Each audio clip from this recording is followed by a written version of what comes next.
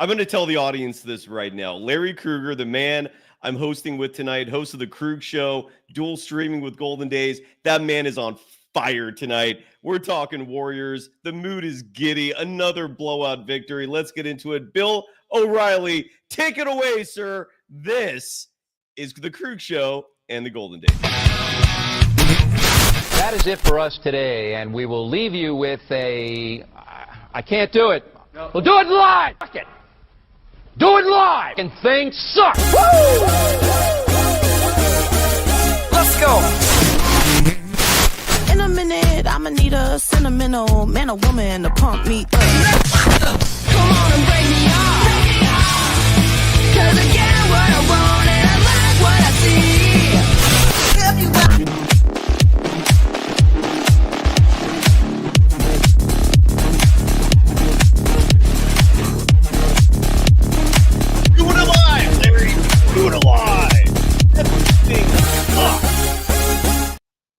Welcome to the Krueg Show. Welcome to Golden Days. You can follow Larry Krueger on at least most, maybe all social media platforms. Certainly on Twitter at SportsLarryK. You can follow me, Cyrus Saatsaz, on Threads and Instagram at DogWild, over on Twitter at SurfJournalist. Larry, how are you doing, my friend? Great to see you. And I want to start on this note. The chat seems to be full with a lot of people who think that you're skeptical of these Golden State Warriors. I think largely because pre-Jimmy Butler, you predicted 38 wins. Very astute prediction, might I add. Times have changed, though.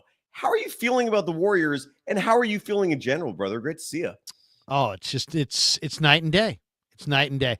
It's funny. Baseball and basketball are so different. They're different sports, but the one thing that they have in common is that if you watch your team, sometimes there's like a hard time of the season to watch. And that was pre-trade deadline.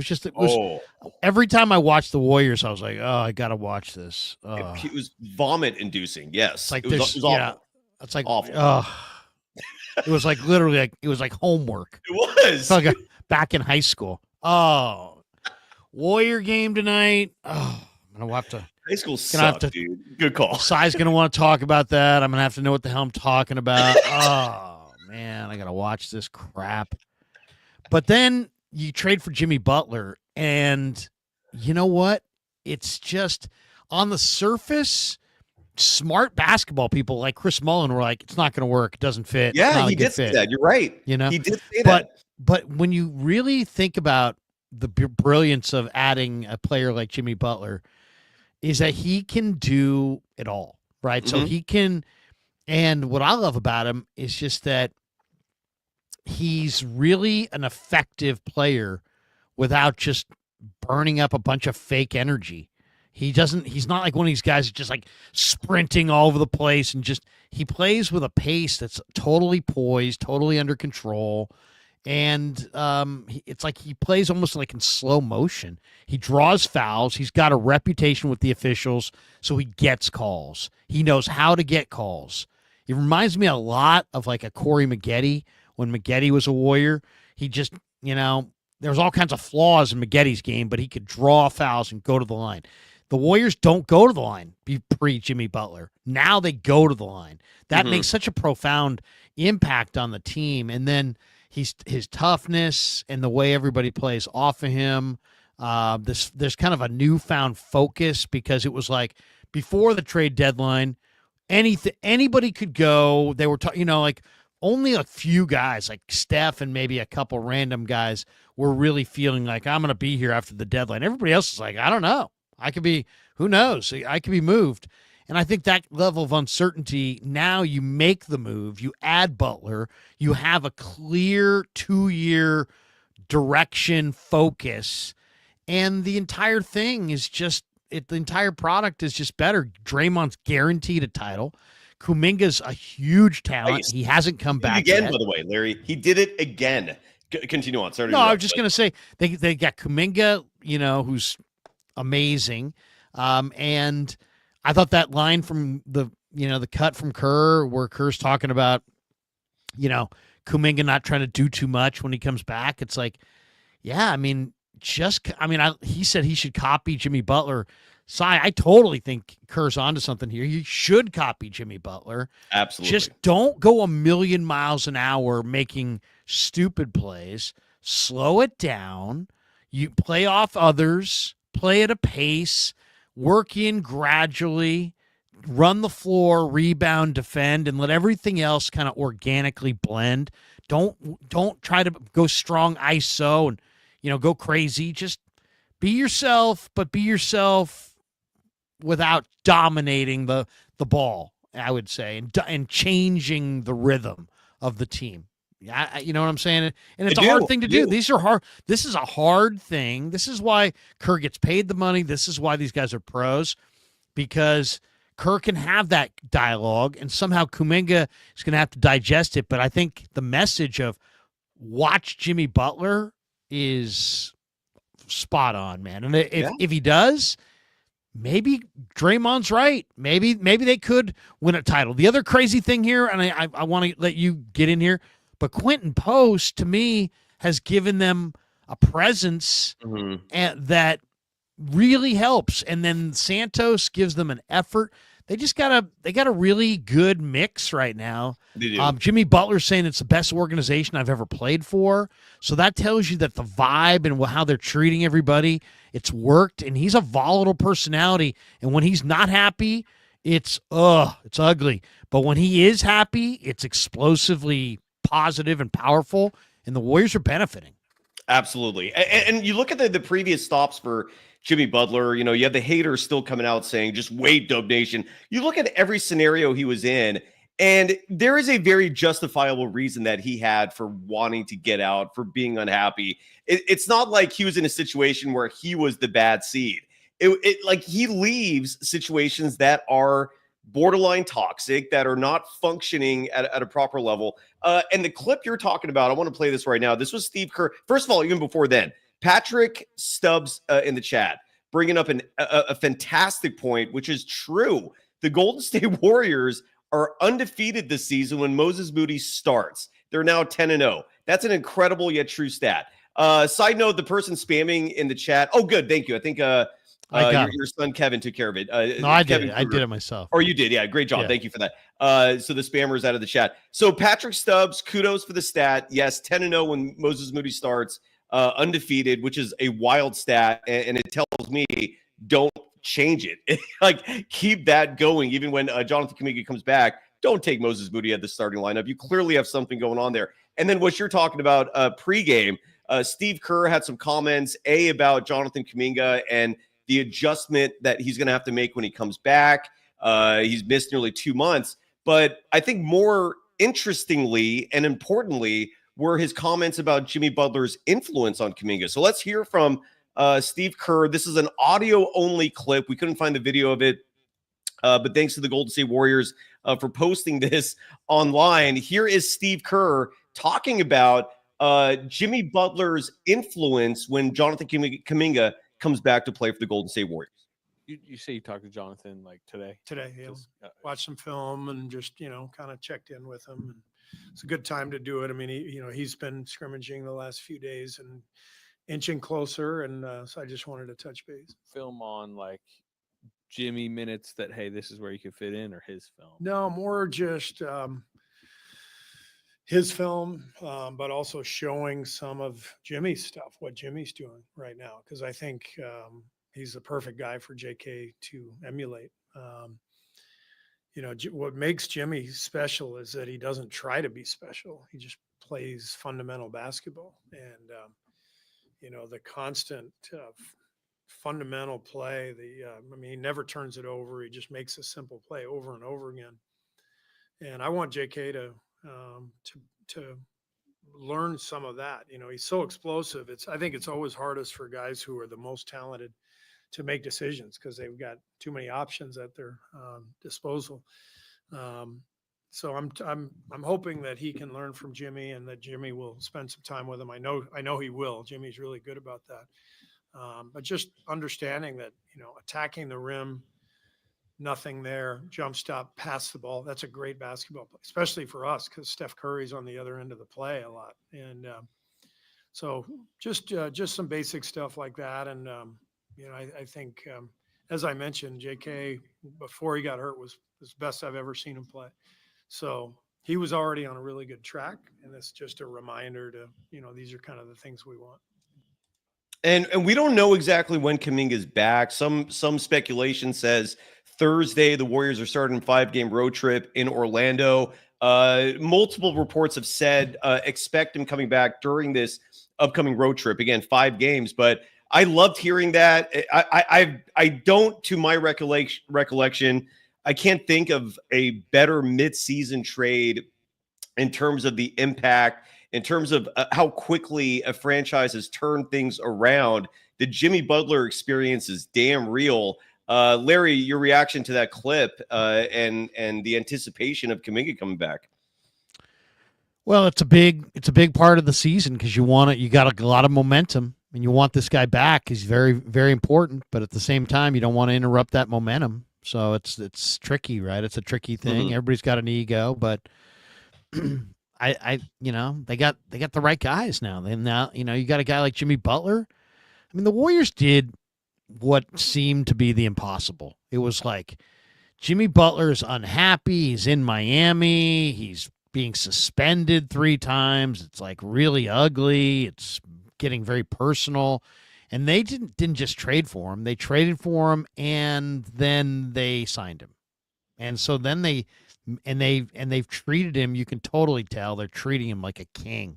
So he's loving life. I mean, he's just like, are you kidding me? We got this world-class facility that was built like a year ago, and everybody's like, if this guy thinks something, there's probably somebody handing it to him. Yeah, Mr. Butler, here you go. They just are, And so, I mean, that's the way it should be, I guess. But, I mean, the Warriors are good. They got a good mix. Steph's the star on the team. He's a great guy. So, I mean, they got a great thing going. They needed help. He's the right guy at the right time, and his impact is profound. They are 6-1 since they got him. He gets to the line. They didn't.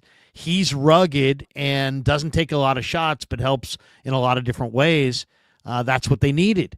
They needed Wiggins to rebound like he did in their championship year. He showed no interest in it. Well, look at Butler. Butler, 8 rebounds tonight, 5 assists. He gets other people involved. He only took 8 shots and only scored 6 points, and he still was plus 17. I mean, he's a really smart player. He plays under control. You heard Kerr say it. He just makes the fundamental play over and over again, but he also is tough and will shine in the moment. And he's got a presence on the floor, He's a tough guy. So I really love what I see with him. He's been great. I love what I see with Post. I can't wait to see the lineups when Kuminga comes back. I liked what I saw tonight from Peyton and Hield off the bench. Yeah, those guys. Buddy Hield is another guy. If you can get good Buddy, then good Buddy's really good. And then I thought the other guy that I really liked tonight was Knox. Knox played 15 minutes. He had 12 points, 5 boards, 4 assists, a steal, 2 blocks, and just a nasty alley-oop throwdown. I mean, come on, man. Knox, get that guy, aboard on a regular basis. They got to figure out a way to get him on the roster, man. He is good. He was a lottery pick. Let's not forget that. Number 9, yeah, he was the number 9 pick by the Knicks in 17, 18, somewhere around there. Paid his dues this season, playing for the Santa Cruz Warriors. Was not eligible for a 2-way deal, so he just had to grind and play and wait for the Warriors to make this deal. So they created the cap space to promote him. Currently on a 10-day deal. Would not be surprised if they grant him a guaranteed deal for the rest of the year. Quentin Post got a guaranteed deal after playing on a 2-way most of the season. Mike Dunleavy Jr., tip of the cap, man. He's so far so good. I mean, he's great. Dunleavy has been the biggest pleasant surprise in Warriorland. Is Dunleavy is seemingly the perfect guy. He can deal with Joe and the kids, and at the same time make really good moves and stay focused. And I mean, look at the impact. Look at the impact of this move. Profound, and just positive all across the board. Tonight, for example, I mean, look, first of all, the Charlotte Hornets have just endured the worst 3-game stretch in NBA history. They came into tonight's game having been blown out the previous 2 nights by a combined 95 points. They lose tonight's game by a final score of 128-92. So if my math is correct, that's a 36-point loss. And the Hornets don't look like a serious team at all. Like they just look like a team that of a bunch of players put together, no concern about winning. Flag from Duke is clearly like a target for them. They're playing capture the flag. So regardless, man, you got to enjoy watching this. It's beautiful. It's absolutely beautiful, Larry. This is it's giddy times here. You know, when I teach a classroom and I teach, one of the classes I teach is a writing class. And I always tell my students, man, if you submit a great paper to me, it'll take me 5 minutes to grade it and you got an A. If you submit a lousy paper to me, it's going to take me an hour or 2 hours to grade it, and you're probably going to get an F. And the same principle applies to covering the Warriors. Like you were saying, like it was like pulling teeth out before the trade deadline. It was miserable covering this team, man. This was an awful product. And now we're literally cruising. Larry, we don't even have to watch these games that closely to host what are now just fun shows where we're just bullshitting because there isn't much analysis here that we need to provide. So, well, I mean, it's also, I'm enjoying I've been betting them too. So, yeah. I mean, it's kind of, I got Warriors against Kings the other night, -2.5 coming out of the break. I mean, 2.5 Warriors against the Kings -2.5. Golden State was ready to slap Sacramento around. The only question with Golden State is who's going to play and who's going to sit, and you got to sometimes keep track of that. But coming out of the break, you knew everybody was going to go, and whatever. I mean, that was a blowout. It was beautiful. Tonight, the spread. I didn't get it in pregame, so I had to live bet it, and it was like 9-6 when I live bet it, and it was Warriors -20. 20. And they still covered. And I took it. Still covered. I took it because I'm like, if it's 20, that means they just know it's going to be a blowout. This is going to be an absolute blowout. And sure enough, they covered. I mean, they covered easy. Oh, it's phenomenal.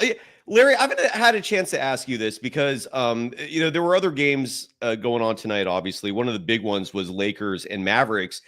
We usually touch on the standings at the end of the show, but I'll bring this up right now just because of how profound this is. With the Mavericks losing to the Lakers tonight, the Warriors are now the 8th seed in the Western Conference. They've improved to 31-27. They're a half game behind the Timberwolves for the 7th seed. They're tied in the loss column. And maybe most importantly, they're now just a game. No, I stand corrected. A half game behind the Clippers for the 6th seed. What is the ceiling here, Larry? The 6th seed, people were talking about the 6th seed being this like insurmountable, incredibly difficult mountain to climb. No. They're on the verge of getting back to 6. How plausible is it to you, Larry, that the Warriors can get 5th, which is currently held by the Houston Rockets? Golden State is 5 games behind both Houston and the Lakers, again, for the 4 seed.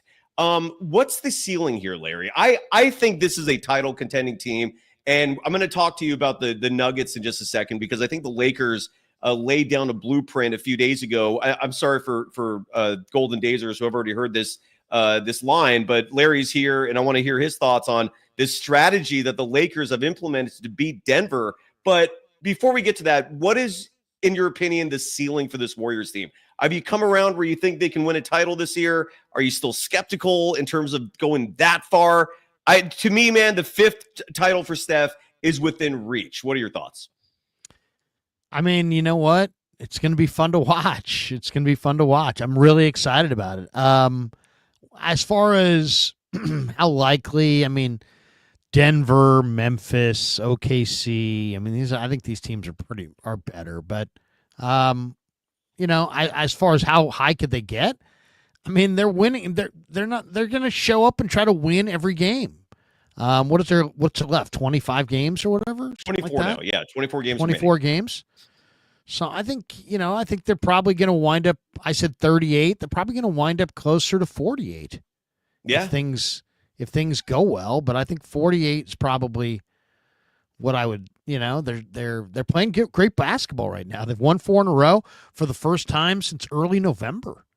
So it's been a while that they've even won 4 in a row. Yeah. I mean, that's what I'm saying. This season was rough to watch in the down spots. But right now, they got the great chemistry. They've got championship metal. They've got guys in there. They got guys and they got coaches that know, it's like everybody else is like hoping to get there. Golden State knows exactly where they're going and how much energy it's going to take. And it's just a matter of, can they do it? They've got a major advantage on a lot of these other teams, especially come playoff time if they're healthy. But now it's up to Kerr to just keep the momentum going, keep the good vibe USA going, and make sure you hit the playoffs healthy and rested. Try to get Steph rested in the last month of the year. It doesn't really matter about your seed. But yeah, the Clippers are gettable, I think. I don't know about the Rockets. The Rockets are, that might be a little bit too far out there. The of course, the 6th seed is within range. They're right there. They're a half game out of the 6th seed.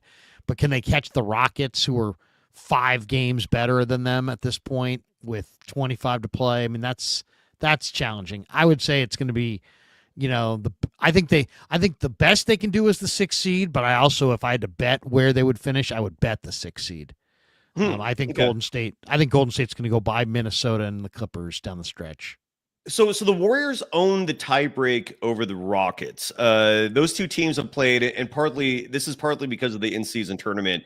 The Warriors and the Rockets have played each other, if my math is correct, 4 times, and they're going to play each other one more time on top of that, the extra 5th game, again, because of the in-season tournament. But the Warriors, if I have my math correct, have already clinched the tiebreaker. So all they have to do is climb the ladder and at least finish in a tie with Houston to surpass them in the standings. With that said, again, the schedule in March is ridiculously easy. If you take a look at it, I think 12 of the 14 games are against Eastern Conference teams. The only Eastern Conference challenge in the whole month of March is New York, a Knicks team that I think is very beatable. They got the Nuggets on March 17th. That's St. Patrick's Day. But with that said, there's a very realistic possibility the Warriors are going to go 12-2 in the month of March. Like a bad month of March, I would guess would be 10-4. Even still, that's 6 games above 500 that you're adding to what you're at, which means that by the end of March, if things go the way they're going, worst case scenario, you're going to be about 10 games above 500.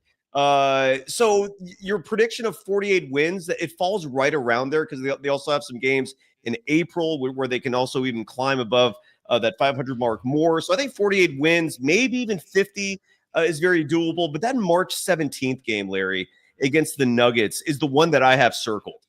Because I look at this at the other teams of the West. OKC, the Warriors have already beaten them multiple times, and like they've shown that they can beat the Thunder. That's not an opponent who is imposing, who is like impossible to beat. They already won the season series against the Rockets. The Clippers oddly have had their number, but with Jimmy Butler, I can't wait to see those two teams play again. Lakers are a fascinating one. I'm very curious and intrigued to see that. But the Nuggets to me are the litmus test. For obvious reasons. I mean, the Warriors haven't beat them in almost 3 years. Nikola Jokic is a beast of a human being and a basketball player. The Lakers beat them a few days ago, Larry. I don't know if you saw this. And the blueprint, very simple, yet very effective. It was the same defensive strategy that we saw teams implement against the Warriors with Stephen Curry, where you double and triple team the best player, in this case being Nikola Jokic. You're daring Jamal Murray, you're daring Michael Porter Jr., Christian Brown, you're daring these guys to beat you. And it worked. Nikola Jokic was held to 12 points that game. And I love the philosophy of basically forcing Jamal Murray to beat you 4 times in a 7-game series. And I think that's the blueprint. If you're going to beat Denver, and the Warriors do have bodies now down low in terms of, like you said, Quinn Post, who stretches the floor, who's going to make life more difficult defensively for Nikola Jokic because he does have to play defense as well. So when Quentin Post is out there, he's stretching the floor. I know Trace Jackson-Davis has been phased out of the rotation lately. He was out with an illness tonight, but he's a body. Kevon Looney's a body. They didn't have this amount of bodies at the center position in recent years. This year, they have bodies to throw at Jokic to accumulate fouls. I mean, you don't want to send him to the free throw line, obviously, but at least you have presence there to basically shut him down and force other players to beat you. And when I saw the Lakers do that, that was my beacon of light, man. Like, that to me was the symbol of how the Warriors can surpass this one massive obstacle in the Denver Nuggets. And I do think that, again, the blueprint's there. What are your thoughts on what the Lakers did to the Nuggets? And do you think there are other teams besides Denver that pose a serious challenge, at least in the Western Conference? Well, I mean, how could you not say OKC? I mean, OKC is definitely, they got 46 wins. They're far and away the number one seed. They're 20-7 on the road. I mean, OKC teams is the team. But even with the Warriors having beaten them 2 out of 3 times this year, and the one loss was like by 4 points and Steph didn't play, like that doesn't matter to you? No, I mean, it really doesn't. I mean, I think that those, it's a regular season. We'd have to go back and look at where they were on their, road trip and that kind of thing and see exactly if they were up for these games or not. I don't think it's a bad matchup for them. They've got talent and they've got size and youth. I mean, I think they're a really good basketball team. So as far as the Lakers and the Nuggets, the Lakers are an evolving team because you're putting the ball in Luka's hands, and we're kind of seeing it evolve before our eyes. You got LeBron, and you've got Reeves and Hachimura, and you got some guys around him that I really like. Jared Vanderbilt. I like Jackson Hayes. He's got length. They picked up Alex Len. That was I thought astute pickup. They kept Dalton Connect because the deal with Charlotte fell through. So I mean the Lakers have some athletes for sure, but it's a totally different deal. It's hard to say what the Lakers are. I got to see more from the Lakers to know exactly what level they're at. You know what I mean? I mean, it's like you got a fading LeBron, and you got a bunch of pieces. Luka's not the easiest guy to play off of. It takes a little adjustment there. So I got to see more games before I can feel good about comparing them to anybody really. Interesting. Okay. I'm very confident. I've seen enough from my perspective. I've seen enough where, to me, the Lakers are a little intriguing. I'm looking at the schedule. The Warriors play the Lakers one last time Thursday, April 3rd in LA. So it's going to be a little ways before we see those two teams play each other. But Denver's the one that scares me. And again, that blueprint that the Lakers set gives me a lot of hope because before seeing that game and seeing this specific strategy implemented to beat Denver, I was very skeptical about that one opponent. I think every other team in the West, the Warriors can and should handle. I don't think they're going to fear them. You're going to see swagger. You're going to see confidence. In the chat, by the way, one paid chat, Golden State 49ers, great name, by the way, saying Jimmy Butler is no doubt the elevation we needed, but Jonathan Kuminga and Moses Moody will be the key in our playoff rotations. So give me a shout out. Pushing this for 2-3 years now. Yeah, I love Kuminga and I love Moses Moody. Golden State Niners, thank you very much. But your thoughts on this comment? Moses Moody, again, someone mentioned in the chat earlier, the Warriors are undefeated this season when he starts. His play in general has definitely elevated from what we've seen before. Steve Kerr now trusts him. Steve Kerr saying all the right things about Jonathan Kuminga. I don't know what else to say, man. I haven't been speechless in terms of just being giddy and happy about a team in a damn long time. Yet here are the Warriors just leaving me without words, man. Like, take it away, Larry, please. Well, I mean, I love the fact that they didn't trade Kuminga, they didn't trade Moody, they kept these guys. I said this to you in the preseason. I said if the Warriors are going to have a good year, Kuminga and Moody have to be part of the leading. Because they're the guys in their physical prime. You got all these older guys. If the Warriors are really going to go anywhere, their lottery pick young guys have to develop and lead the way. And it hasn't really happened. I guess it's happened a little bit with Kuminga, but it hasn't happened that much with Moody. But there's no time like the present, and it can still happen. Yeah, sometimes things take a while to come together, but both those guys' games are legit. Moses is under control. He's a good shooter. He makes good basketball decisions. He can get other people involved from time to time, but he plays the game under control. He's a good perimeter shooter. He's got good length. And Kuminga's one of the greatest athletes in the league, and he's learning and getting better all the time. So I just really believe that if they're going to win anything, those two guys have to get big minutes and lead the way. They can't just be like, oh yeah, and then they're just off on the side. No, they're lottery picks who are in their physical prime. They have to get big minutes and produce. So I love the idea of starting Moody, and how they reintegrate Kuminga into the lineup and blend him in will be the determining factor in how far they go. My guess is with the reintegration of Kuminga, and again, this is just a prediction. I have no idea if this is true or not, but if it ain't broke, why fix it? And the fact that the Warriors are undefeated with Moody starting, Brandon Pajemski looks good in that role. I wouldn't hate it if Kuminga continues coming off the bench. I always value the closing minutes, those clutch minutes, as being more valuable anyways, as being more pertinent and important for a team. And I don't doubt that Kuminga is going to be playing important minutes in general. Steve Kerr has already confirmed that we will see Draymond, Jimmy, and Kuminga on the floor together.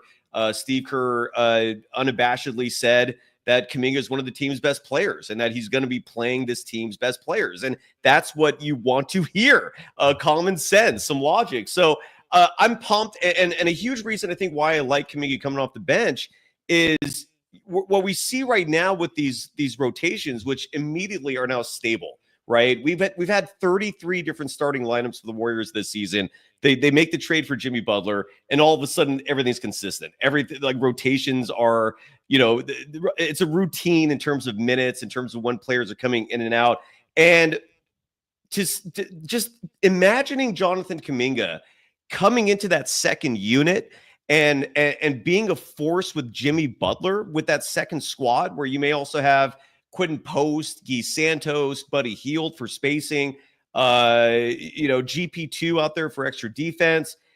It sounds amazing to me. And then you put it all together at the end of the first half, the end of the games, where you do have Kuminga on the floor out there.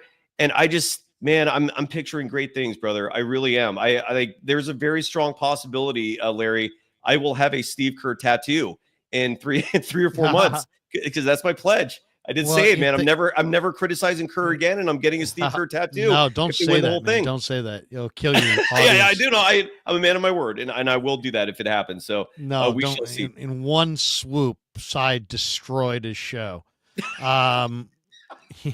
It was back in 2025 when he vowed to never rip Kerr again. And yes, both. You would have. Unfortunately, people never watched again after that. You win a fifth title. You're good in my book, man. Stephen Curry to me has achieved that level of greatness, and he is that special of not just a basketball player, a human being, where to me 4 is not enough, man. I've just been studying and observing this enough to see that they have underachieved with 4 championships. Get a 5th, and I'm shutting up, man. You've done your job, in my opinion, man. You've given Stephen Curry the justice that how about this? Even if you don't get a 5th, how about go to the finals and battle for a 5th? Even if you just got to the finals and took your shot, it's like, hey, you know what? At least if there's somebody out there that's better, then so be it. But I'd like to see this team extend this thing, and because there's enough talent here for sure. There's enough talent here for sure. I mean, Trace Jackson Davis didn't play a minute tonight. There is no Kuminga yet. This team's got all kinds of guys. Peyton looks good. Hield looks good. Post looks good. Santos, he's fantastic. Kevin Knox is just exactly what, he looks fantastic. So they're in a good spot. They got a good vibe. Only thing I disagree with is I I think I would put Kuminga in the starting lineup and just give me a Curry, Moody, Butler, Green, Kuminga, and let's see what it looks like. I don't hate it. Let's put our best five on the floor and let Pods, who, seemingly can play with any. I've heard Kerr say, Pods can play in any 5-man configuration. Great. Put him on the bench and put Kuminga out there. To me, if you don't put Curry, Moody, Kuminga, Butler, and Green on the floor, you're not putting your best foot forward. That's fair. You have starters now. Play them, and I think Pods is a bench player. Now I like him. Now the shots come around. His shots way come around from the perimeter. He's almost like borderline cocky now. Beginning of the year, he looked like he was like a high school kid. Yeah, couldn't hit anything. Seriously, the form was off. He had his butt out. He was leaning forward. He was like it looked bad. Now he's repped. I mean, he's proof that if you actually rep it in the gym, you can get better, because he literally has improved before our eyes this year. It's amazing. And I think today is Brandon Pajemski's 22nd birthday as well. He's the youngest player on the Warriors. Jonathan Kuminga, the second youngest by just a few months. Just in case you're not happy enough about your Golden State Warriors, go to sleep knowing that two of the important pieces on this team, possibly two of the most important, the future of this franchise, they're babies, 22 years old. That is super young. Larry, you have the box score in front of you, right? And if you do, please tell the audience who led the Warriors in scoring tonight on a night where they won by 36 points, because it is shocking to me when you reveal this stat. Like, who led the team in scoring tonight and by how much? Buddy. Buddy had 16. And that's your leading score for tonight. Makes no damn sense. But they had 8 guys in double figures. Yeah, exactly. It got spread out. It was just a complete team game. Or seven. Beautiful. Yeah, Buddy Hield led all scores tonight with 16. Stephen Curry had 15 points. So did Draymond Green. Draymond had a great night tonight as well, offensively and defensively. There was that one monster slam he put in, brought the force on this evening. It was good times here. Larry, you said he had some trivia for the audience. Is now a good time to bust it out, or is it too soon? Oh, I mean, tonight, with the win, the 128-92 win over Charlotte, it was win number 3,000 for the franchise. And since I've been watching the team since the mid-'70s and have seen a lot of Warrior basketball, I thought we could go with what's the best individual win in Warrior history? Best individual win. So, and just to piggyback off that, I heard Bob Fitzgerald mention that at the end of tonight's broadcast that I have no idea if 3,000's a lot. I imagine it is. It's a huge number for a franchise that dates back to the 1940s. Did you hear him reveal the name of the team that the Warriors beat for their first win? Yeah. The something Lumberjacks or something? It was like the Pittsburgh Ironmen or the Ironmen. Yeah. I never heard of them in my life. There was apparently a team in the NBA once called the Pittsburgh. I'm going to look it up right now because I want to confirm this, but it was like the Pittsburgh Iron something. Ironmen. Yeah, it was the Pittsburgh Ironmen, and I'm curious to know what happened to them. Larry, what was your moment? So your favorite moment in Warriors? Well, and I think the chat. I got one that just, because what is sports at the end of the day? It gives you a feeling, right? You're like, it's a great elation if your team is successful. Oh yeah, if you're a gambler, to me, I mean, one of the greatest moments in Warrior history is 4th of July when KD decided to be a Warrior. You know what's funny about that? I feel like everyone who's a true Warriors fan remembers exactly where they were when they learned that transaction. Do you remember where you were when you found that out? Yeah, I mean, I was, I got up, it was the 4th of July. We usually go hang out at my brother's place and sack and blow off fireworks. And I think I had gotten up in the morning and I had some breakfast. I was laying down. I was looking at my phone. It was like 9 a.m. or something like that, I believe. And then all of a sudden, there it was.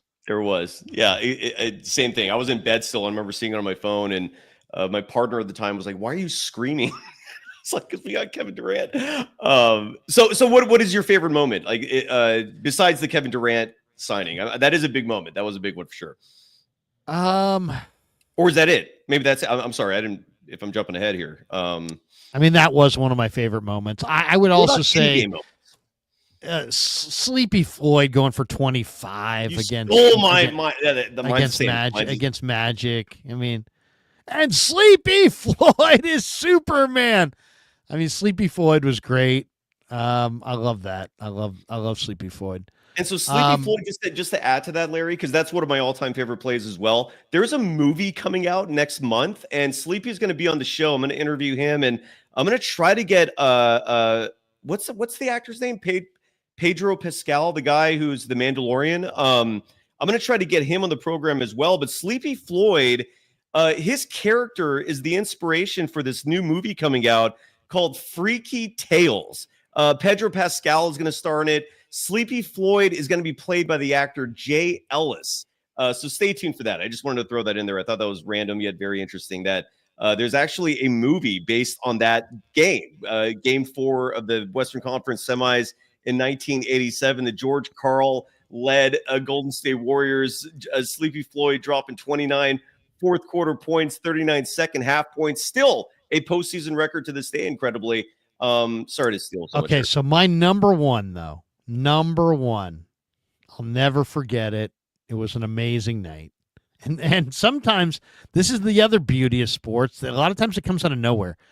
I mean, I'm debating it because I was at Klay Thompson's 37-point quarter against the Sacramento Kings. Really? Yes, I was there. It was an incredible night. I've never felt that feeling in an arena before, where it just felt like we were watching somebody playing a video game, and it was just like you couldn't stop it. It's like, whoa, he hits again, he hits another. Oh my! It was like he could not miss, and the place just got louder and louder and more joyous and more joyous. It was amazing. It was an amazing third quarter. I've never seen anything like that, where it looked like just a guy could just throw it up from anywhere. It was just like I'm just going through the bucket no matter what. I mean, he was the hottest.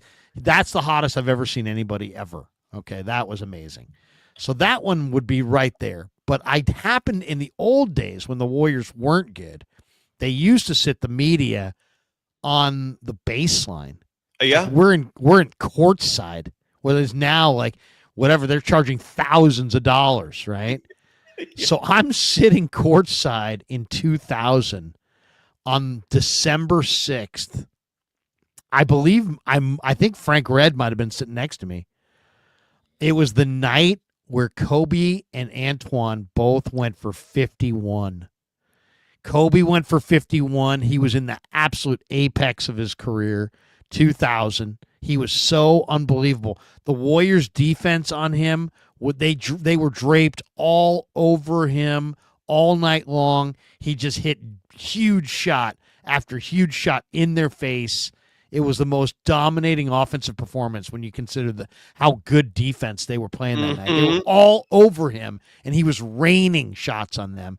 And then Antoine, who was just his little arsenal of flip shots and layups, and he had 51 on his own.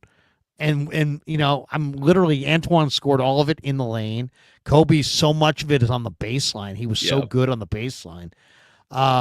With his fakes and his threes and he was just so amazing. And just to sit there, December 6th, 2000, Antoine and Kobe both go for 51.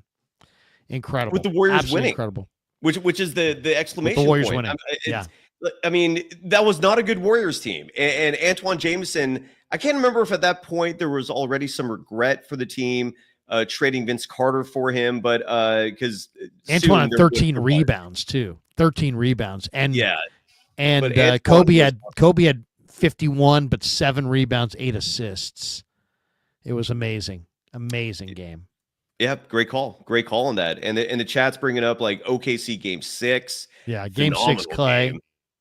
Perry Olsen, going back to 1994, I believe, when the Warriors landed Chris Webber in a draft trade. They actually had Penny Hardaway originally, and they lucked out because the Magic had Shaquille O'Neal, who they drafted just a year earlier, and the Magic did not want to have this massive, Twin Towers front court, so they traded with the Warriors, who drafted Penny Hardaway. The Warriors get Chris Webber.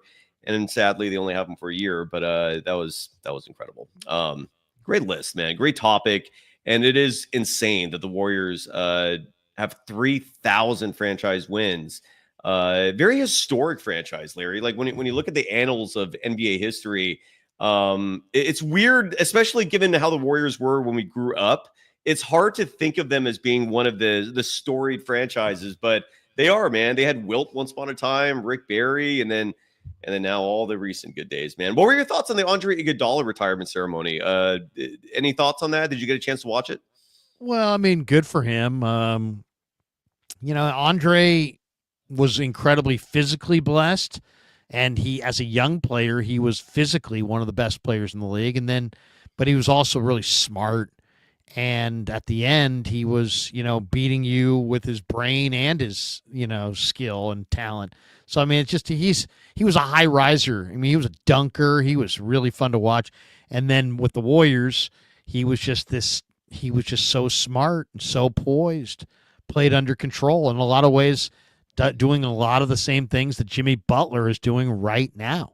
Just the right basketball playing under control. It's just the Warriors got a good thing going. I mean, Jimmy's a real powerful presence. And so is Draymond. So I think that's really cool to see those guys kind of working together.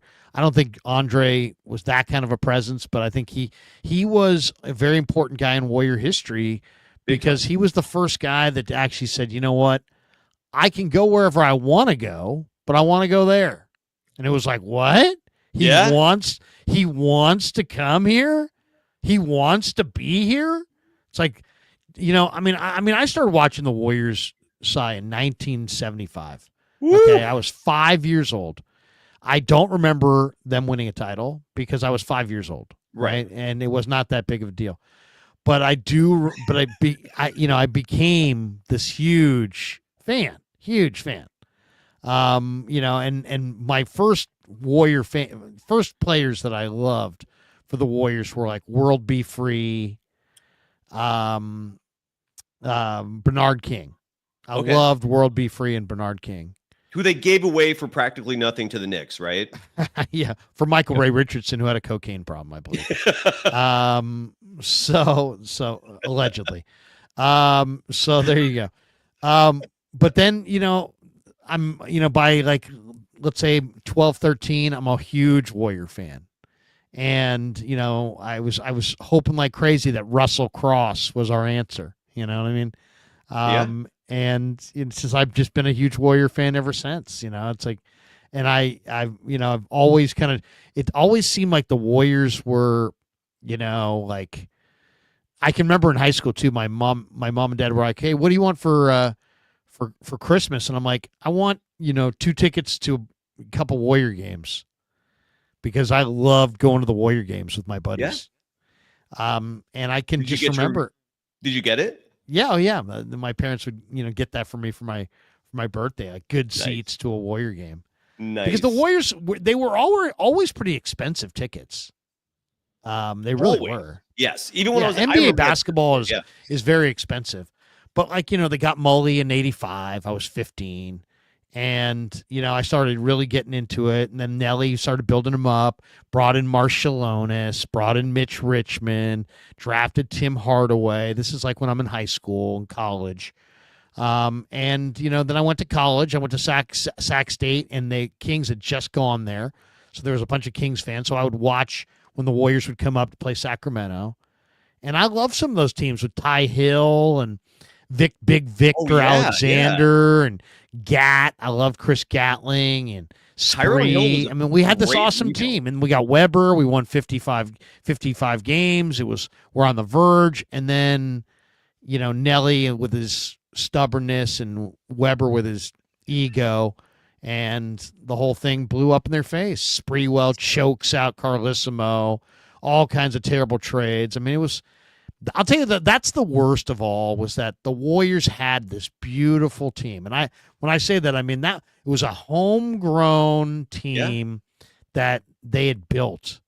You know, Weber was the final piece, but I mean, Spree and Gatling and Alexander and Ty Hill and Hardaway. Billy Owens was on that team. Billy Owens, that was a bad trade, but Billy Owens was still a good player. And that year, it looked like it was going to be okay because he fit well. Billy Owens was awesome.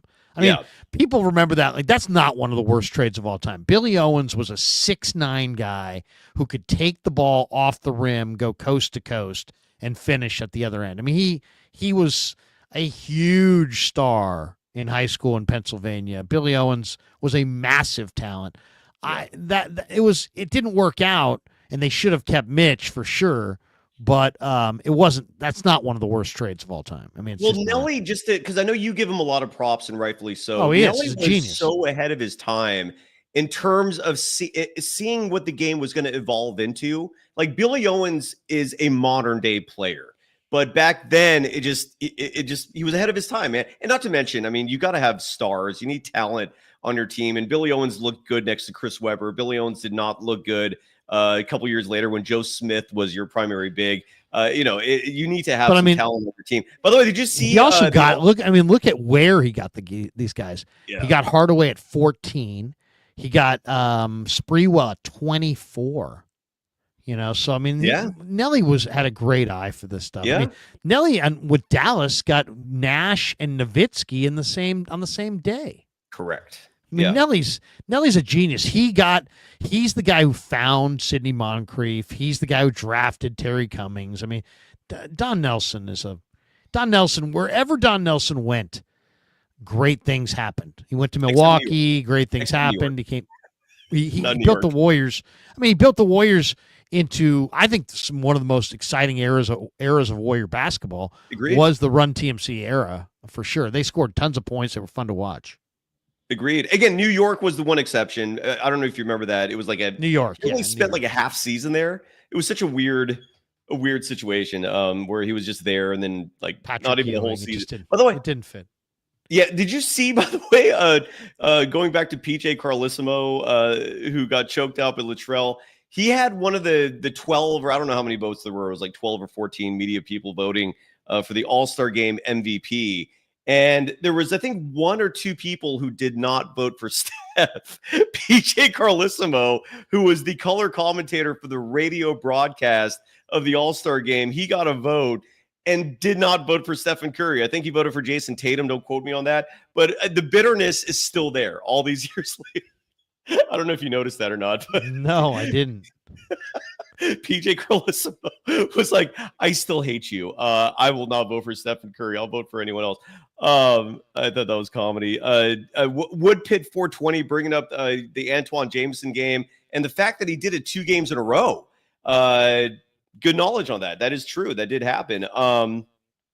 Akur Mishra bringing up an interesting stat, which is that the Golden State Warriors, if this is true, and I hope it is, they haven't won 3 straight games by at least 24 points in each win since November of 2016, which makes sense. That was the Kevin Durant's first season with the Golden State Warriors.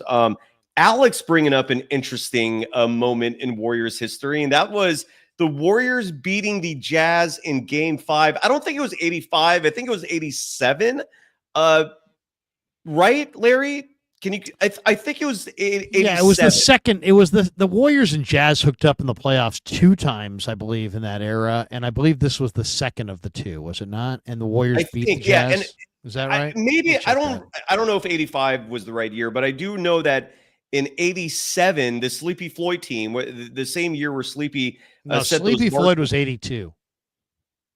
Wait, say again? Wasn't Sleepy Floyd earlier? No, the Sleepy Floyd was Sleepy 87. Floyd. No. Sleepy Floyd was, I'm pretty sure about this. Sleepy Floyd played for the Warriors in the 80s, early 80s. I would say. Let me see. Let me double check. All I know for certain, and I do know this for certain, is Yeah, he was a Warrior 80. Well, what year are you saying? 87 is when he broke the record. And the Western Conference record, semis. in the semis, correct. And the Yep. playoff record was set in the semis of 87. But the previous round, the Warriors were playing the Jazz. And this was back when the first round of the playoffs were 5-game series. And the Warriors beat Utah in Game 5. And that was an upset. Same series, I think a couple games earlier, George Karl got into a fight with fans in Utah. It turned into a whole melee. There's a lot of Warriors history and just NBA history that's under the radar that people are not familiar with. That's one of them you should go check out, folks. If you don't know your Warriors history, go check out 87. Maybe it happened in 85 as well. I'm not well versed on that, but just a couple of cool chats. I thought in terms of that. So that team that you're talking about with Sleepy Floyd in 87. That was JB, Joe Barry Carroll. You had Greg Ballard, Rod Higgins. Yes. Who else? You had Chris Mullen, Purvis Short, Larry Smith, Terry Teagle, Chris Washburn. Who was he was basically a rookie that year. Correct. And Jerome Whitehead. And supposedly Greg Ballard's job was to watch Chris Washburn. It didn't work out. Washburn bought a stretch Benz and put Grandmaster on the license plates, and it became famous, with law enforcement. Oh, well, there you go. He seriously had problems. He's staying out of problems with the law. He was an amazing talent. They drafted him 3rd overall, Chris Washburn, and it just didn't happen. Well, and you brought up the whole 80s and the NBA and skiing, right? If you understand what my reference. Well, the 86 draft that included Chris Washburn was one of the most epic drafts of all time, with guys who just busted because of problems with substance, including Len Bias, who died. So Len Bias died. He on the eve of the draft. Washburn had problems. William Bedford had problems. Roy Tarpley, enormous talent, but had a lot of problems. He was a boozer too, yeah. And all these guys were drafted in front of guys like Ron Harper, John Sally. This was an incredible draft, actually. This 86 draft. Brad Daugherty went number 1. He was good. This is when college basketball. This is an amazing draft when you think about the names that are in the first round compared to now. These guys were so much better known. Listen to just the rest of the first round. Johnny Dawkins. Johnny Dawkins was a huge star. He went 10. John Sally, John Williams from LSU, who was star from Crenshaw. He's LA superstar. Pearl Washington, New York City legend. Walter Berry, they called him the Truth. Del Curry. Harold Presley played for Raleigh Massimino at Villanova. Mark Allery, who played for the first star for Coach K. Buck Johnson. Scott Skiles. And then with the 24th pick in that draft, the Portland Trailblazers drafted Arvydas Sabonis. Who DeMontis' dad, who can play. Who can play. Who was awesome. One of the greatest big men of all time. And then they waited for him to come to the U.S. But the second round of that draft, Mark Price, incredible player. Dennis Rodman, you've heard of him. Nate McMillan, one of the great defensive guards of his time. Johnny Newman. This is the second round. Cedric Henderson, who had a big shot for the Celtics in the finals. You got all kinds of guys here. This is the second round. Otis Smith, who won the dunk contest or participated in the dunk contest with the Warriors. 46th pick in the draft, Jeff Hornacek. Great shooter. So defense. It's the second round of the NBA. Lane. There you go. Great trip down memory lane. You want to hear from some players and some coaches? We got some sound coming down the pipe. And Larry, you're on KNBR Radio Are you well? Actually, during Niner season, you were. I want to make sure I'm accurate here. Are you still on 5 days a week right now? Yes. Okay, so 6 to 7 p.m., 5 days a week on KNBR. Larry Krueger is on the air, and your home, my former home of employment, KNBR. They post. The reason why I want to give them love right now is because after every game, you get sound bites from like 95.7 The Game, the flagship station of the Warriors. The audio is terrible. You get sound from the beat reporters, and they're doing it on their phones. The sound is terrible. Not KNBR. They are patched into the framework. So the audio is actually clean, and I just want to give them their due for that. And example right here, Steve Kerr talking to the media after today's game, and he's talking about not resting on their laurels and that there's still a lot of work to be done. Here is, courtesy of KNBR, the head coach of the Warriors, Steve Kerr. Steve, you're 4 games over 500. I think the last time you were was like the Biden administration. How long ago does that feel, though? I think it was December 11th or something like that. Does that feel a long time ago? It does. It's been a long haul. We've been kind of grinding for a while now, but obviously we found something, and it's exciting, but we can't get too excited because there's a lot of work ahead. 24 games to go. I think we're in 9th still, so we're trying to climb the ladder, and we got to keep it going.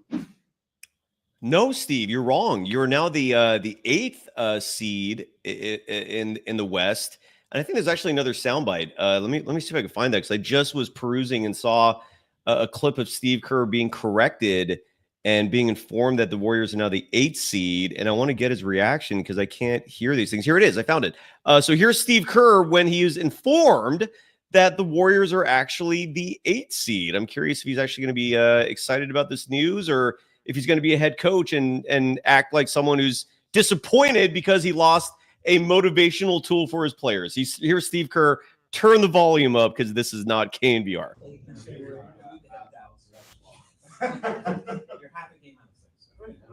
Never thought I'd be so excited. Here we are. Steve, I have three steals.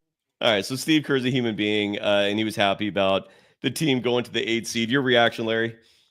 Sounded like peanuts. Come on,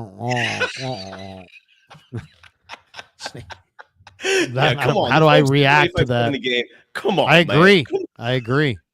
I'll be that guy. I agree. I totally agree. I think that guy was spot on. No, one thing that we have yet to mention, and we kind of buried one of the big stories of the week. The Warriors made a historic signing with the first Tasmanian to sign in NBA history with Teron Armstrong. And I don't know.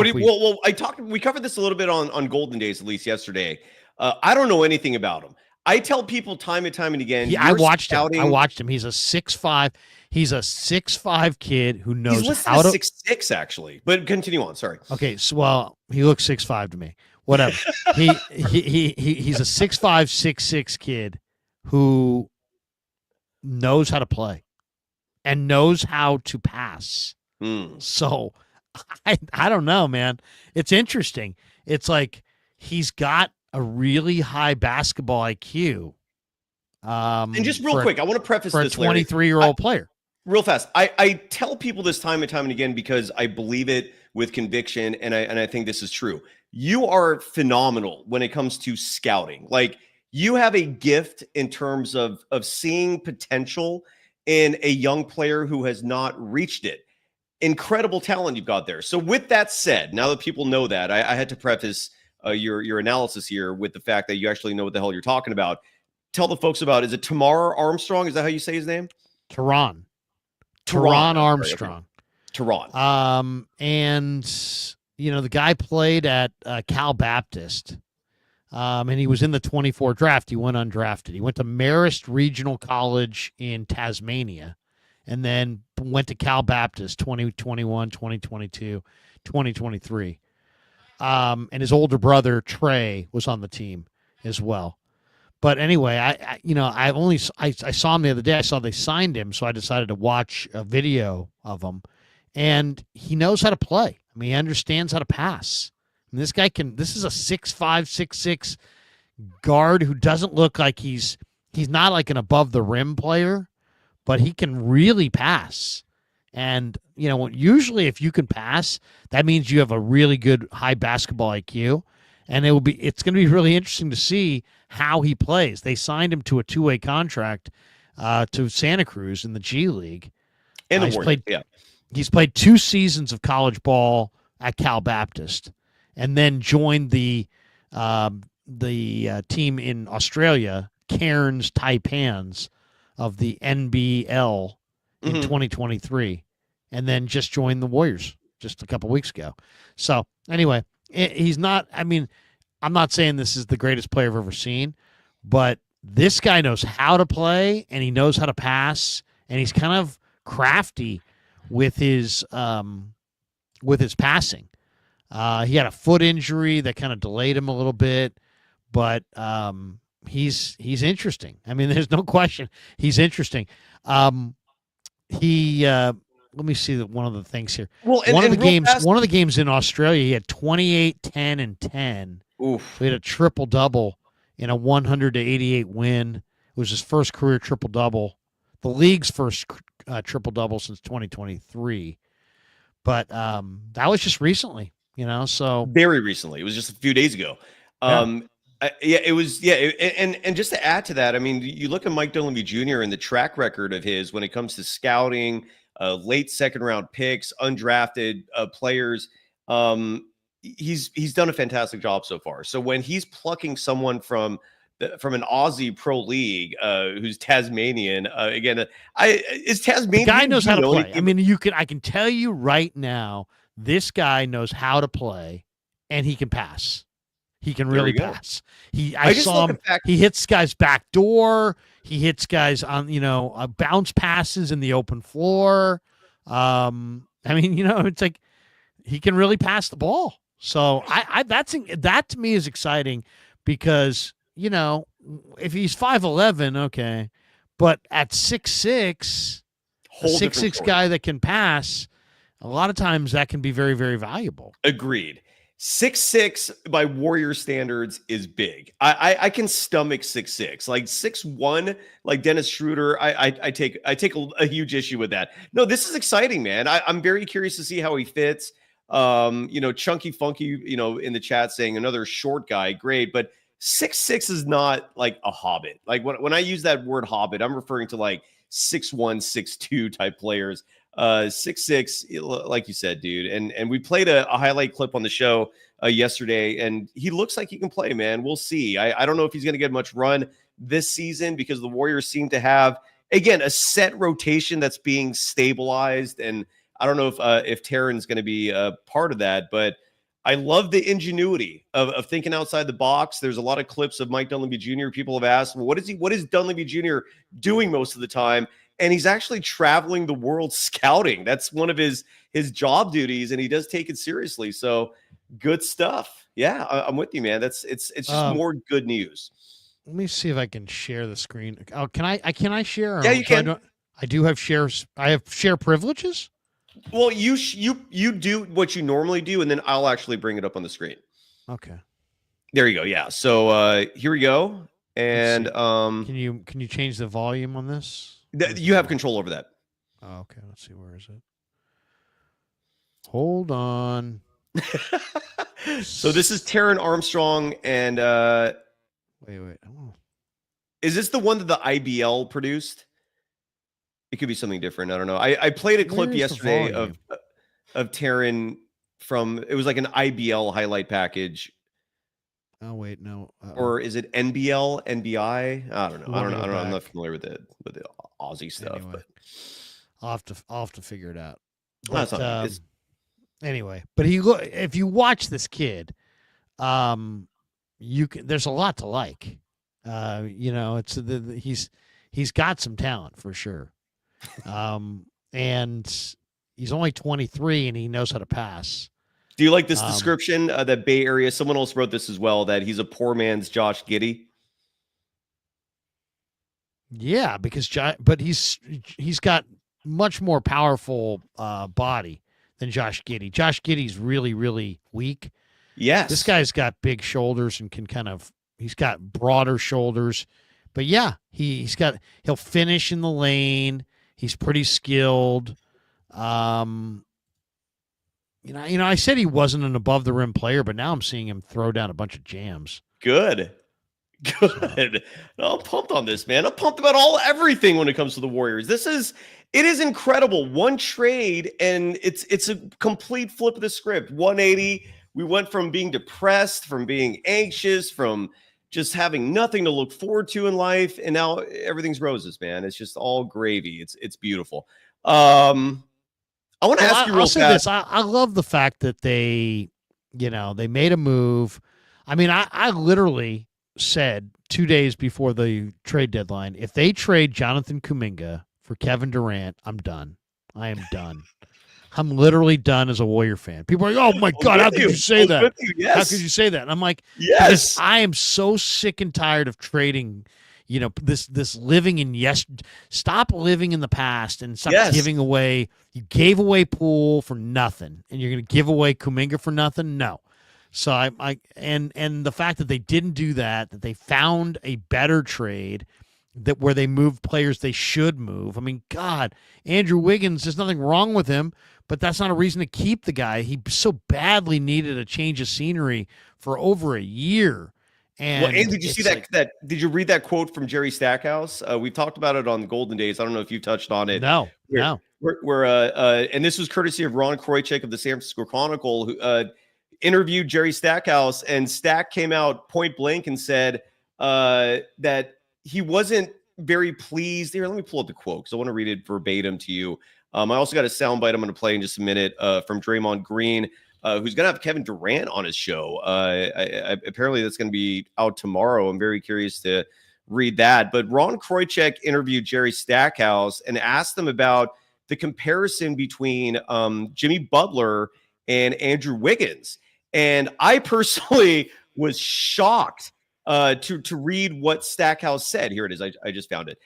So here I'm going to share the screen so everyone can see along. And I talked about this before, but happily touching on it again. Jerry Stackhouse said, quote, I personally didn't think Wiggins was great against the other team's best player. He was better against those next guys. We'd throw Wiggins on the top players sometimes because of the reputation of what he did in 22 and whatnot. But I saw separation. If you really want to be a good defender, you have to close that distance a little, unquote.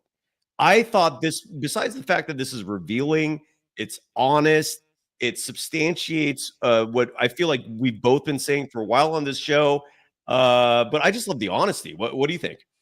Well, it's very technical, but you know what? He's basically in a technical way saying the guy doesn't have enough dog in him because he's basically saying he doesn't get up on the defender. He doesn't play with the same urgency. I mean, I don't need to go through it. It's like we don't need to go through it. It was just things run their course. I mean, it was like he needed to be moved on. He was really, really good against the Celtics that year in the finals, and he started rebounding.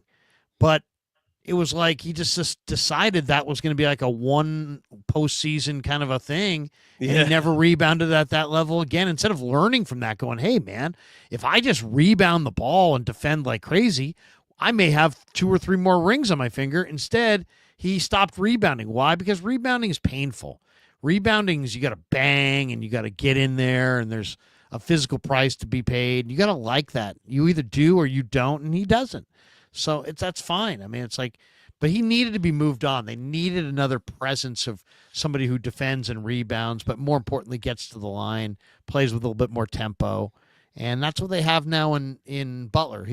Butler also has a really strong presence. And well, I want to add to that because in the same article, right before that quote, Ron Kroichek wrote this as well, which is that Jimmy Butler packs 230 pounds on his 36'7" frame, making him more than 30 pounds heavier than Wiggins. Butler also is decidedly more vocal.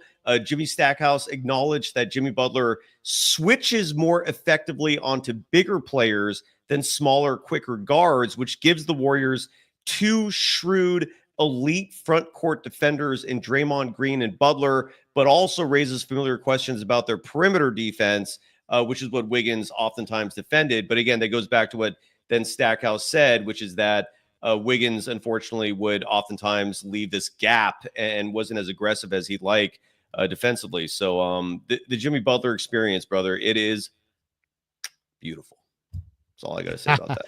Well, I mean, right. I mean, you just have a guy who did what you didn't do, and he just has come in. But it's not that, it's like he's providing what you didn't have. He gets to the line. He's really rugged, but he also has a real presence, and he's elevated the rest of the team. The other thing, this team went from everybody looking out for themselves and looking over their shoulder to now there's a defined 2-year plan. I think everybody kind of knows Jimmy is going to be here this year, next year. This is how they're going to try to get it done. They might make some decisions on the edges, but this is the core. So now they went from they were looking to make big moves in the offseason. They went into camp. People were clamoring for a big addition. It didn't happen. And so there was a little lack of focus, and I think it got worse and worse as we got closer to the deadline. Some of those games were hard to watch. Things started to kind of go south. In one swoop move, the Warriors created a direction, got a really good veteran player, and then gave him proper motivation. And then I kind of think this period without Kuminga has made things even better because now it's like Kuminga's got to buy in to the team thing because the team's rolling. Mm-hmm. And I think it's really important that he knows that it's important that the team continues to roll. And so it's on him to kind of come back and blend in seamlessly. And I think that's going to be fun to watch because he's such a huge talent. And he's so in the prime of his career. They can only get better. And I think if he does study Jimmy Butler, there's a real good chance he'll become a lot more efficient. By the way, Larry, what do you have to say to What the F is Fashion, who is a beloved Golden Dazer in our chat? But I feel like you deserve a chance to respond to this, which is he's claiming you're not a Warriors fan.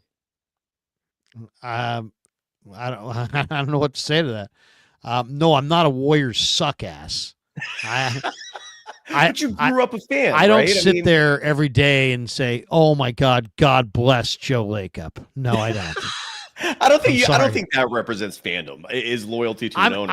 I think I'm the ultimate Warrior fan. I mean, I've watched more bad basketball, and been enthusiastic about it for so many years. I mean, seriously, to live through the tease of the Weber Sprewell days and then to be sitting there next to Tim Roy as we're watching Chris Mills, John Starks, and Terry Cummings, who just had come over, who all had monster bloated deals, who every single one of them had been better in the past than they were ever going to be in the future.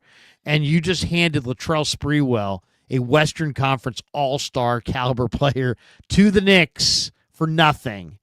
And jack shit. We had, we're literally all of a sudden NBA wasteland at the blink of an eye. Don't tell me I'm not a fan. I would say this, if you only have been watching the Warriors since the title years, you're not a real fan. That's fair. In reality, you're just a fan of the winning.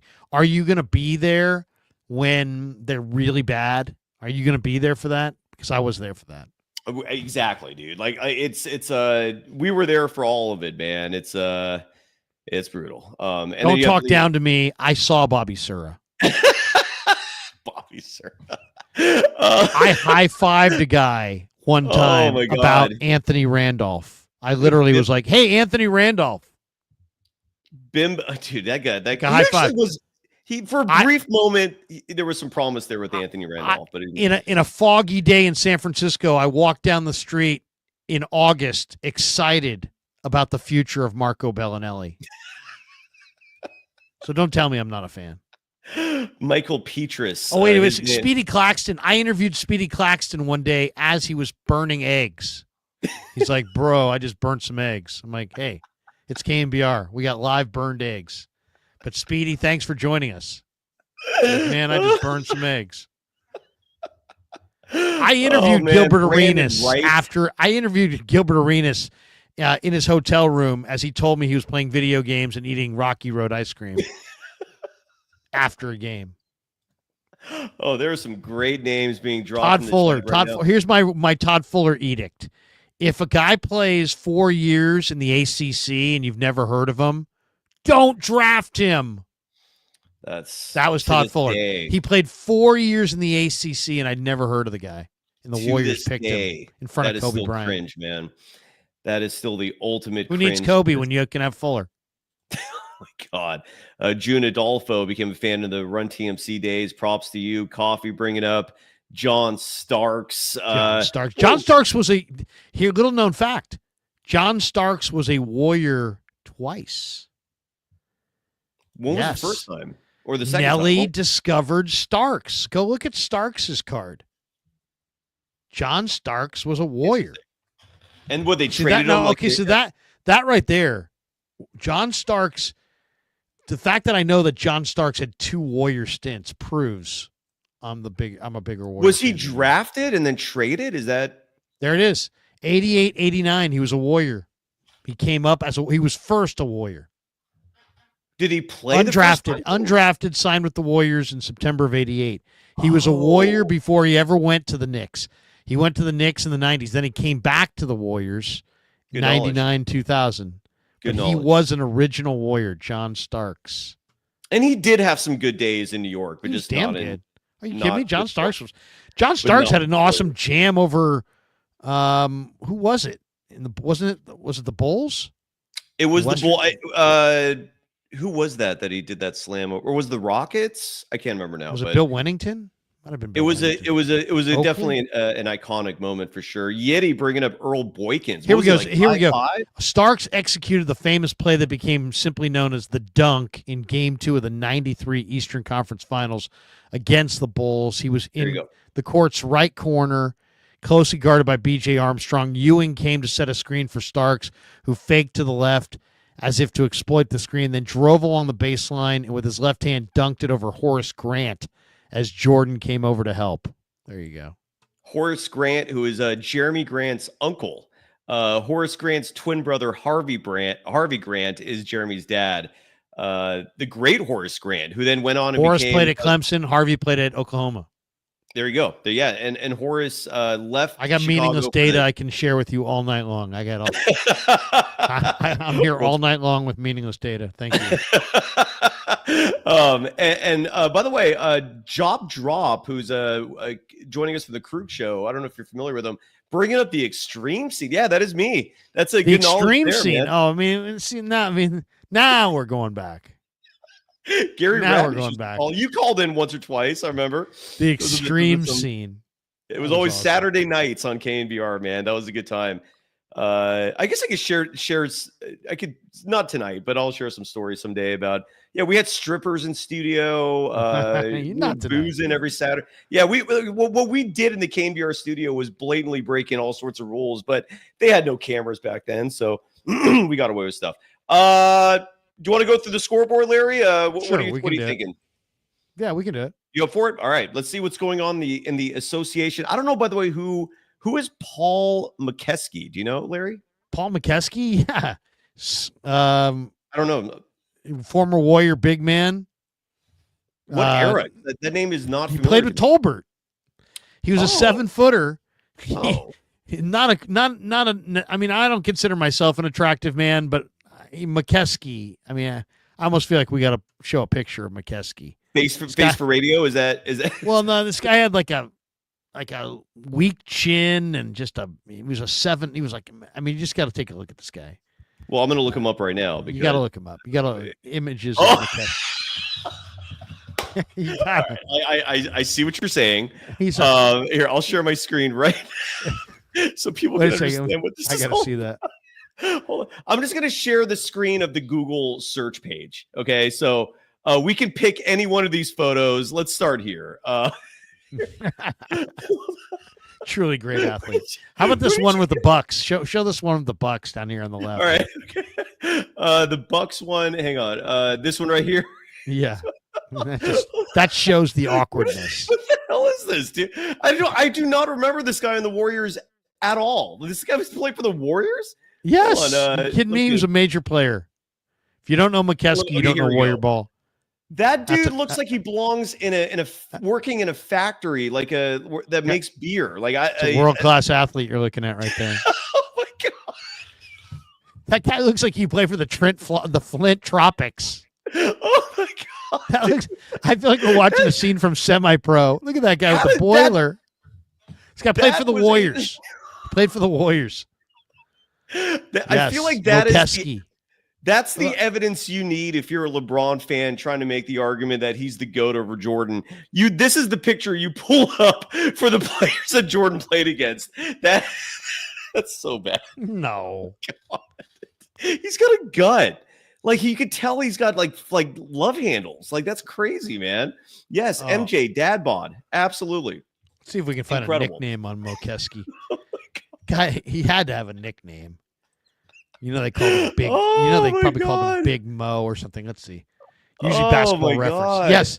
Okay, so his nicknames were Mo, Speed Bump, and Big Mo. Speed Bump. Mo, Speed Bump, and Big Mo. Oh, what's up, Big Mo? Look at he was 7 feet 250. Card. I mean, this guy. He's from Encino. He's from Encino. He's from the Valley, bro. Oh my god! Actually, he's born in Spokane. He went to Encino High. Here's another picture. This is Paul McKeskey. Oh my god, dude! That's funny. Yeah, I like this. Richard Marquez Golden Days are calling him Little Country. Big Country was what? Brian Reeves, right? Brian Reeves. Oh my god. Yeah, we got even a $1.99 donation because McKeskey is getting Daddy Arcades is in the house. That's my guy, McKeskey. It's an athlete, ladies and gentlemen. That's an athlete. There's another nickname, Big Mo. Apparently, it was called. Yeah, that's insane, dude. Yeah, Pinoy Reformat at 1048 says Larry is the biggest Warrior fan. Seriously, there come you on, go, man. I mean, I called Mokeski. I called multiple stints of Starks. I mean, come on, man. Why does Chunky? It's only been cool to be a Warrior fan in like the last decade or so. Before that, it was like you almost need to take in a meeting. Hey, what's going on? Oh, I'm a Warrior fan. Oh, sorry to hear that. That's all right. Things will work out. I don't think people believe me, Larry, when I tell them that Raymond Ritter was begging us to go to games back then. Like. I used to do a show on KMBR. The PR guy would call me and pitch guys to me. Yes. Hey, I can get you Keith Smart. And listen, how about Saint? He's got a dinner thing. He'll call in after. You know what? I'm going to talk a little Warriors early. I don't think I'll be talking late. Maybe tomorrow. Hey, what's up, Krug? It's Ray. Just wanted to see if you wanted to talk to Speedy Claxton later. He was burning eggs last time. It was like that. It was seriously, it was like a negotiation. Now you go over there, it's like, you're not talking to Jimmy, you're not talking to Draymond, you're not talking to Steph. Only tier 1 people talk to those guys. I might be able to get you, Nick Oren or something, I might video coordinator. maybe Stackhouse if he's not in a rush, Oh my God. Well, I mean, some people do have a sense of humor, and what I mean by that is somebody made this. They photoshopped a Big Mo and made him the sexiest man alive. Look at that mustache. It's McKeskey, baby. You got. And he really, God, where you saw him throwing those elbows out, that's exactly how he played. He was always like, it was brutal, dude. It was unbelievably brutal. He was one of the worst. You think I said that Slow-Mo had an ugly game? Slow-mo's like he's like Jerry West. He's like the silhouette of the league compared to Mokeski. Could you imagine if they made Mokeski the symbol of the league on the some guy with his elbows? He's like the some poster. guy with He's like in all the promos from like some NBC. guy with a boiler throwing his elbows out. NBA basketball. Watch it. Layups. It's like it looks like some grammar school rebounder. Outlet pass. Push your thumbs out. Oh, he's like, yeah. I mean, we should. I mean, I know it's cruel, but I almost feel like this warrants a segment where we just present the ugliest NBA players ever. Like Popeye Jones always comes to mind as one of the ugliest. It's not about ugly. It's just about obscure. The obscure warriors of all time. Nice way of putting it. Yeah, I'm being mean. Oh my God! All right, let's. I can't get enough of this. All right, let's see what else happened in the NBA tonight. We had some big games as we wrap it up here. Good call on the big Mo. We got to get some. Let's get some tunes here. We got to be in the club as we wrap it up on a Tuesday night. The Warriors are rolling. They've won 6 of 7. They're now 8th in the standings. Yo, MJ. Larry, we should just book him for a show we do. We host together. I'll work on that. If Big Mo is around still, I'm guessing he's still with it. Just have Rick give him a call for us. Hey, Big Mo, it's Rick. Can you go on with Cy and Krug? Sure, what the hell? I think he might be coaching though, so you might have to check. Yeah, I saw something in when I was looking up his pictures that he was coaching, in fact. So maybe I can hit up whatever JUCO he's coaching at, their PR department. All right. I'm going to try to compose myself here. Okay, so elsewhere in the association, besides the Golden State Warriors taking care of business, 128-92 to final again. The Hornets with the worst 3-game stretch in NBA history. Oof.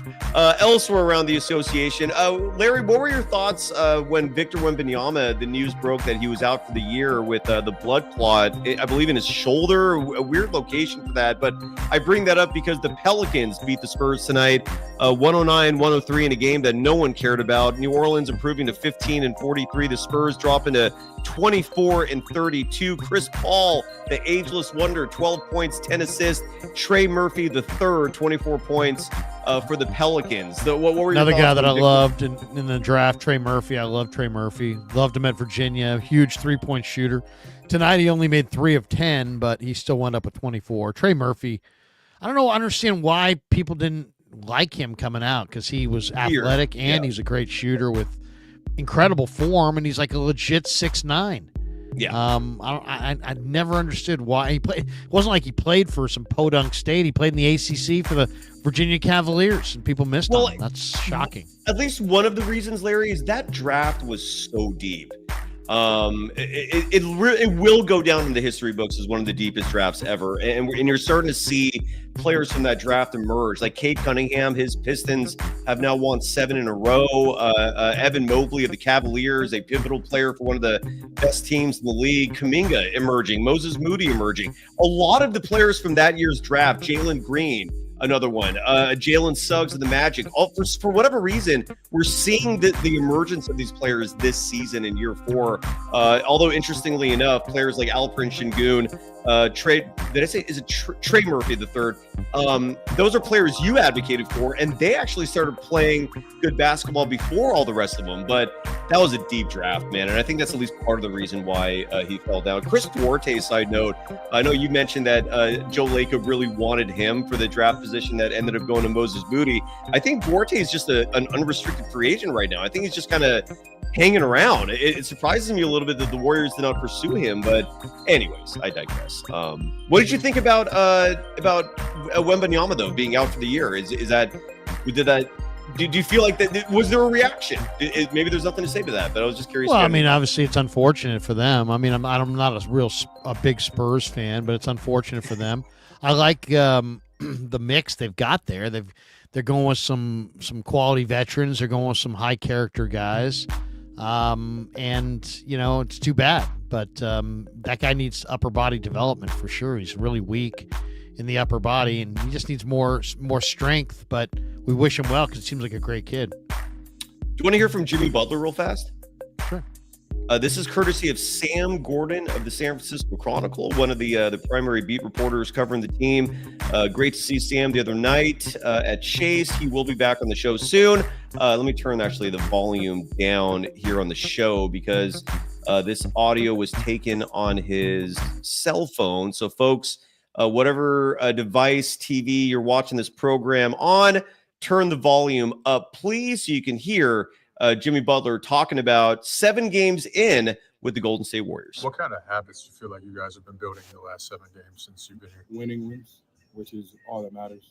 I'm pretty sure if you ask anybody around here, the one word that you can always hear is something about winning, whether it be the present tense, the past tense, or the something precipitable or something like that I learned in high school. It's always about winning. What kind of habits do you feel like you guys? Oh, well, there you go. And we've got a nice Kevin Knox sample there coming out of the shower in that clip. Your reaction to Jimmy Butler saying winning means everything. Oh, it's just like you got to have results. I mean, if they weren't winning, then none of it would matter. But the fact is they're 6-1. They're winning games.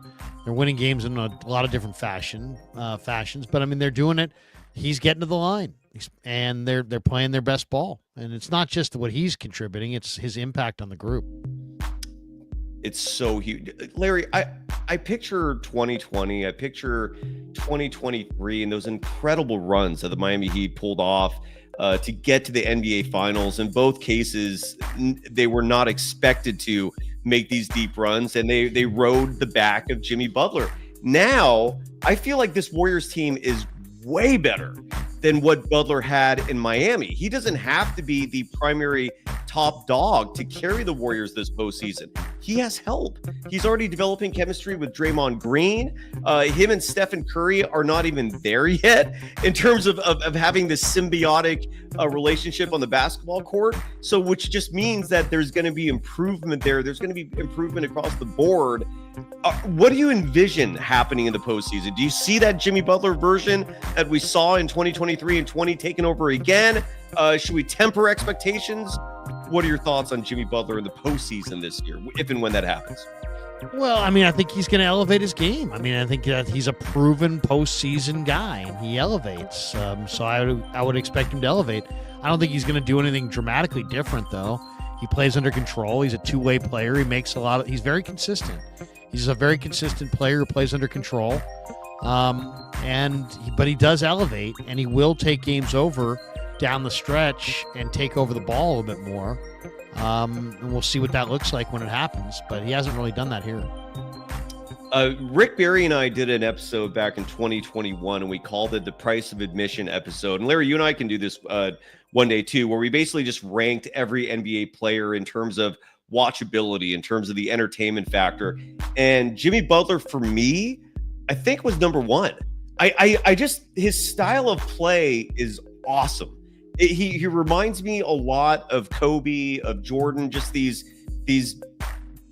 shooting guard types who know how to score, who play smart basketball. Like you said, gets to the line. Side note, those free throw trips are giving Stephen Curry extra rest. It helps the defense. It's a grossly understated, underrated facet of Butler's game in terms of his positive impact on the team. But I'm personally so stoked to see him on the squad, man. It never mind the winning part of it, the entertainment facet of it. Like the Warriors were not even watchable, dude. Like it felt like work covering this team, and now we're back to this being fun again. What are your thoughts on what I just said? Yeah, totally. I mean, it's we've been talking about it the whole show, but yeah, I mean they're this is they flipped the switch. They made the right move, and it went from a tough situation to it seems like they can do no wrong. And now it's just a matter of keeping it rolling. Claw Daddy Arcades, dropping yep, $9.99, saying that you just called some random warrior named Molesky. I'm trying to follow. He meant follow along Molesky. here. right? He's not a Dubs fan. He's defending me, saying the people who said I wasn't a Dubs fan. Oh, gotcha. Okay. Those picks were absolutely hilarious. Great show tonight, fellas. Thanks, Claudette. Claudette, we'll see you in the desert. Hopefully you enjoy some ball down there. Spring training. What's the update on that? When are you going? Yeah, coming up. It's coming up. Well, do you have the dates set? Great. Yeah, we're not giving the dates. Gotcha. We'll tell you. Stay tuned. Yeah, stay tuned. Stay tuned for more. Good stuff. And I imagine your spring training shows are going to be awesome. Let's go back to the scoreboard here as we wrap up the show. Dude, my God, this score has caught me off guard here for a second. The Memphis Grizzlies tonight. This has to rank among the all-time biggest scores ever. Memphis at home defeating the Phoenix Suns 151-148. What is that? 299 combined points? That's it. Now the game it went overtime. Went to overtime. Memphis improves to 38-20. The Phoenix Suns, a year from hell for them. They dropped to 27-31 as they're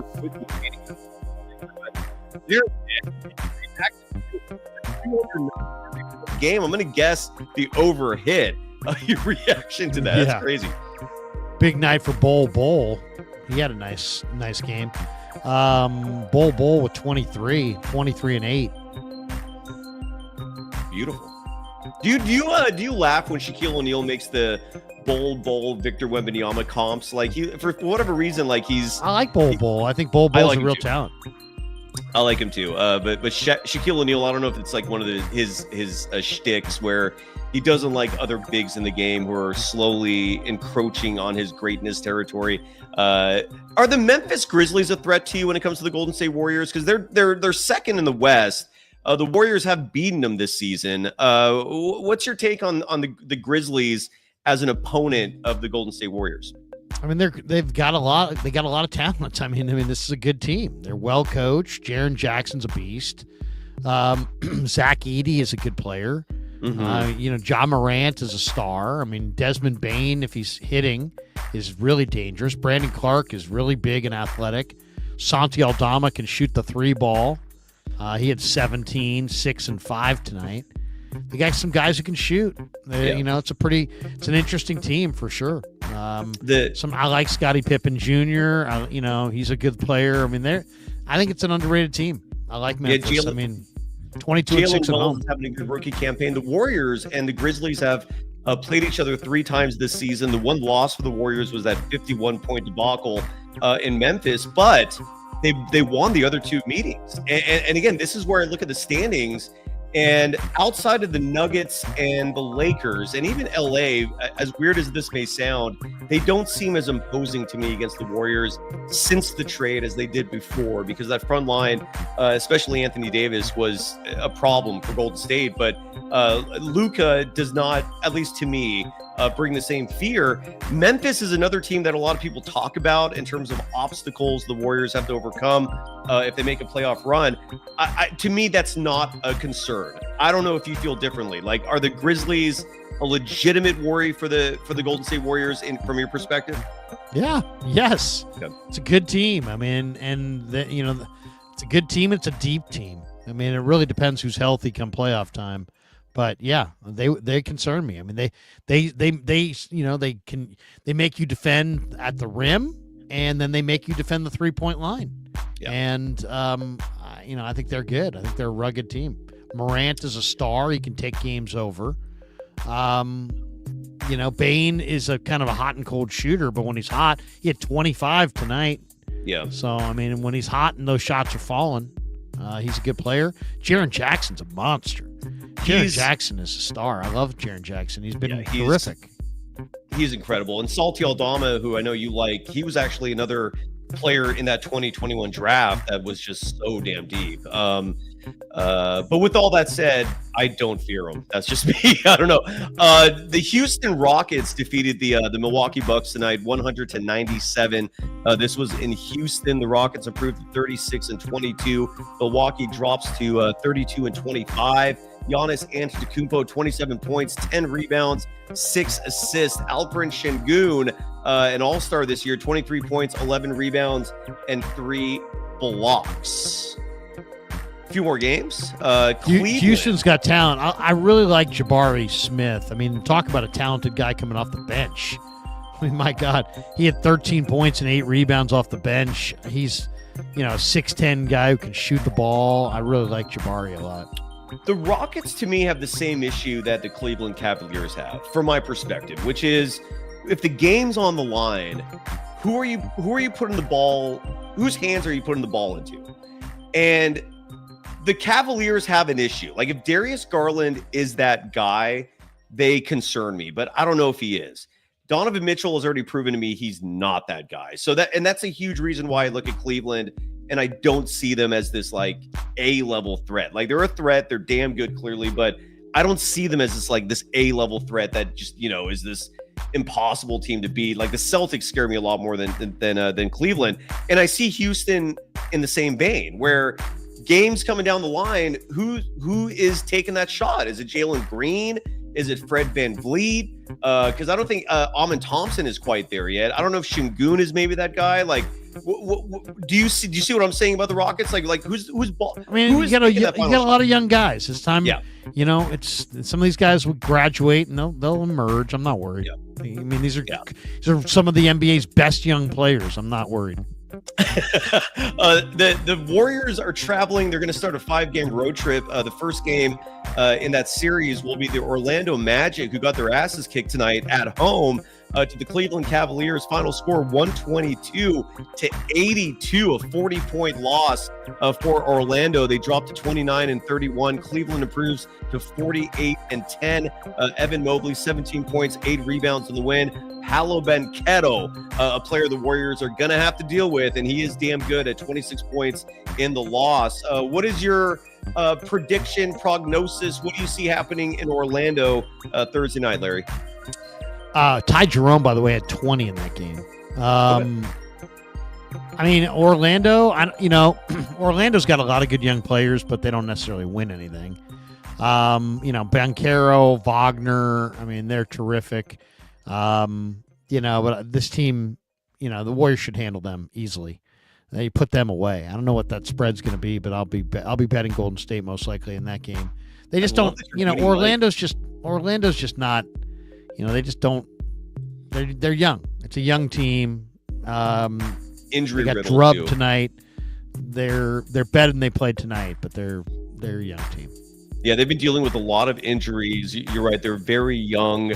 Franz Wagner is on that team, in addition to Paolo Banchero and Jalen. So they've got good players, but they're dealing with a lot of injuries. I think Cole just went down with an injury as well, and he's one of their top players too. So, yeah. Anyway, so wrapping things up, 2 more scores, and we will call it a night. The Boston Celtics, 111-101 winners tonight over the Toronto Raptors. Derek White, 22 points, 3 steals in the win for the Celtics, who improved to 42-16. The Raptors drop to 18-40. RJ Barrett, 22 points, 8 rebounds in the loss. And last but not least, the LA Lakers defeating the Dallas Mavericks tonight, 107-99. Luka Doncic in the win, 19 points, 15 rebounds, and 12 assists. Kyrie Irving in the loss, 35.7 rebounds, 3 steals. And with that loss, the Mavericks dropped behind the Golden State Warriors, who are now the 8th seed in the West. The Lakers have a firm grasp on the 4 seed currently.